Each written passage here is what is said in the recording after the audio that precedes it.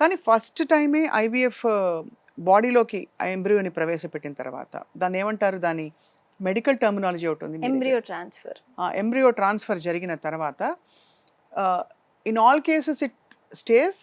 హ్మ్. లేదు కొన్నికి మీరంటే 35, 40% అన్నారు కాబట్టి మిగతా టైమ్స్‌లో అది ఇమడలేక బయటికొచ్చేస్తుందంటారా? ఓకే. సో, ఇక్కడ ఎంబ్రియో ట్రాన్స్‌ఫర్ ఏంటంటే ఆల్రెడీ ఒక కన్సెప్షన్ అయింది. మిస్‌క్యారేజే అవ్వనివ్వండి. అక్కడ నా యుట్రైన్ ఎవాల్యుయేషన్ అయిపోయింది. అంటే uterus has accepted one embryo that means తర్వాత నేను ఐవీఎఫ్ చేసి ఒక మంచి ఎంబ్రియో పెడితే తీసేసుకుంటది. నాకు implantation is ruled out there. Okay. But అస్సలు కన్సీవ్ అవ్వని వాళ్ళకి that is where the challenge comes. I see. So, వాళ్ళకేంటి ఈ యుట్రస్ లైనింగ్ మంచిగా ఉందా లేదా? బ్లడ్ ఫ్లో ఎళ్తుందా లేదా? అండ్ ఇక్కడ గూడా చాలామంది అంటే త్రూ దిస్ ఓన్లీ 9 ఎంఎంఏ ఉండాలి లైనింగ్. 7 అంటే 10 ఎంఎంఏ ఉండాలని ఫిక్స్ అయిపోతారు. అందరికి 9, 10 ఉండదు lining.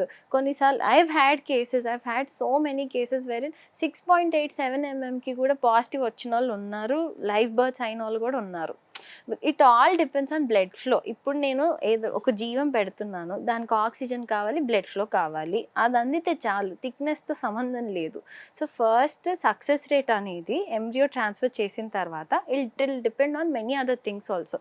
Age of the women, egg quality ఎలా ఉంది, స్పెర్మ్ ఎట్లా ఉండింది, ఎంబ్రియో ఏ గ్రేడ్‌లో ఉంది, ఏ డే ఎంబ్రియో ట్రాన్స్‌ఫర్ చేస్తున్నాము, లైనింగ్ ఎంతుంది, అంటే బ్లడ్ ఫ్లో ఇవన్నీ ఎలా ఉన్నాయి, అండ్ చేసే టెక్నిక్ ఇవన్నిటి మీద ఆధారపడి ఉంటుంది సక్సెస్ రేట్ అనేది.